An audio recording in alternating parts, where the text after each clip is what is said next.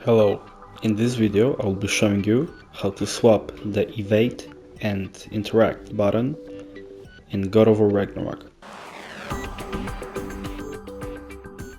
This option will be helpful for example, Souls-like players to play better. First, using the arrow buttons, navigate to settings. Then, using the arrow buttons and the X button, navigate to gameplay and press the X button to select. Then in the playstyle, navigate to interact, evade, press the X button to select and press confirm. This will swap the interact and the evade button with each other and will be better for people who want to evade using the